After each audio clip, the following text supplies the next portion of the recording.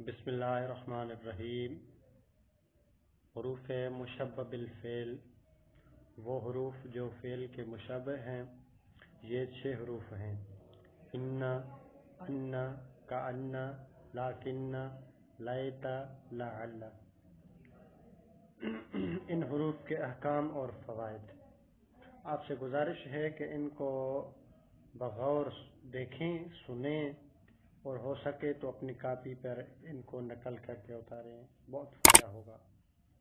یہ تمام حروف یعنی یہ جو اوپر ہم نے بیان کیے، ان، کأن، لکن، لیت، لعل، یہ تمام حروف جملہ اسمیہ پر داخل ہوتے ہیں، مبتدا کو نصب اور خبر کو رفع دیتے ہیں۔ مبتدا کو حرف مشبہ بالفعل کا اسم اور خبر کو حرف مشبہ بالفعل کی خبر کہتے ہیں۔ مثال اس کی دے رہے ہیں، جیسے ان زیدن عالم۔ اب دیکھیں آپ، ان کے آنے سے پہلے یہ کیا تھا؟ زید عالم، زید عالم ہے۔ یہ پورا جملہ ایک اسمیہ ہے، لیکن جب اس پر ان داخل ہوا تو اب اس نے مبتدا کو نصب دیا۔ ہم نے پہلے بھی پڑھا تھا کہ یہ مبتدا کو نصب دیتا ہے، تو یہ زیدن سے زیدن ہو گیا۔ اب یہ مبتدا نہیں کہلائے گا، بلکہ ان حرف مشبہ بالفعل کا اسم کہلائے گا۔ اس میں ان حرف مشبہ بالفعل ہے، زیدن اس کا اسم ہے اور اسی بنا پر منصوب ہے، اور عالم ان کی خبر ہے اور اسی بنا پر مرفوع ہے۔ کیونکہ حروف مشبہ بالفعل تعداد حروف میں مبنی بر فتح ہونے میں، فعل کا معنی دینے میں، نیز 2 اسموں پر داخل ہونے میں فعل کی طرح ہوتے ہیں، اسی لیے انہیں حروف مشبہ بالفعل کہتے ہیں، اور اسی مشابہت کی بنا پر یہ عمل کرتے ہیں۔ حروف مشبہ بالفعل کے اسم اور خبر کے وہی احکام ہیں جو مبتدا اور خبر کے ہیں، سوائے اعراب کے کہ مبتدا و خبر دونوں مرفوع ہوتے ہیں، جبکہ حروف مشبہ بالفعل کا اسم منصوب اور ان کی خبر مرفوع ہوتی ہے۔ نیز حروف مشبہ بالفعل کی خبر کو نہ تو خود ان حروف پر مقدم کرنا جائز ہے اور نہ ان کے اسماء پر۔ اب مبتدا میں تو یہ تھا کہ بھائی کبھی خبر پہلے ہوتی ہے، کبھی مبتدا بعد میں آتا ہے، کبھی مبتدا پہلے ہوتا ہے اور خبر بعد میں آتی ہے، یہ ہوتا رہتا ہے۔ لیکن اس کے حروف مشبہ بالفعل کے داخل ہونے کے بعد اب اس کی خبر اس کے اسم پر مقدم کرنا جائز نہیں۔ ہاں ایک صورت ہے، مگر جب خبر ظرف یا جار کا مجرور ہو تو اسما پر مقدم ہو سکتی ہے، جیسے ان فی الدار زیدن۔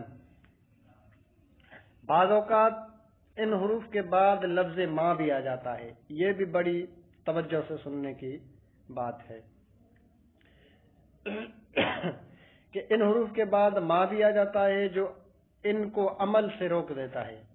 نیز اس صورت میں یہ فعلوں پر بھی داخل ہو سکتے ہیں، جیسے قرآن کریم میں ارشاد ہے، قل انما یوحا الی انما الہکم الہ واحد۔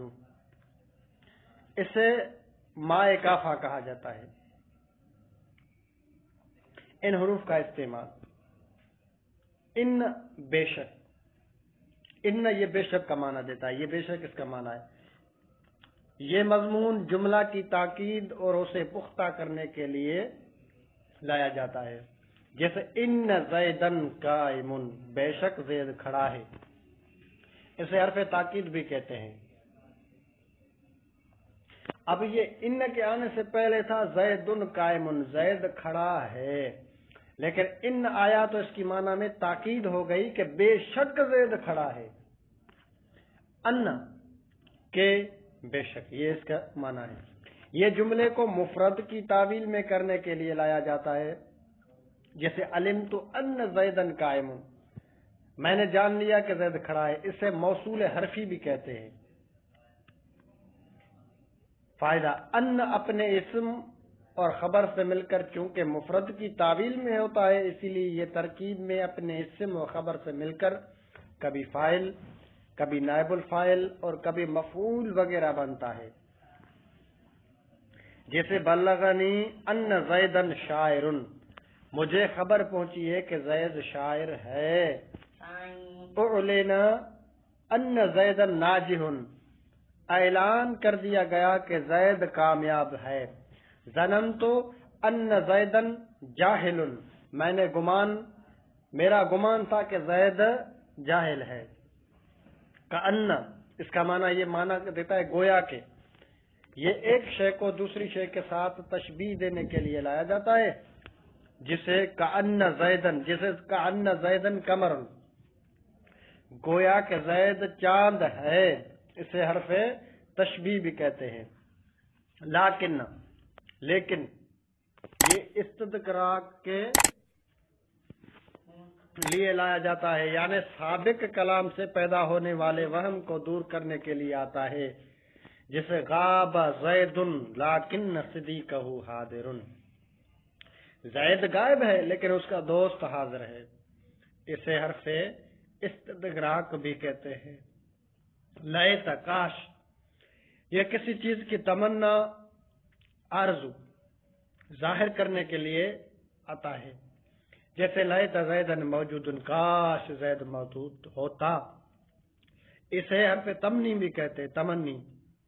لعل، شاید، یہ کسی چیز کی امید ظاہر کرنے کے لیے لایا جاتا ہے، جیسے لعل المطر ینزل، شاید بارش ہو، اسے حروف ترجی بھی کہتے ہیں۔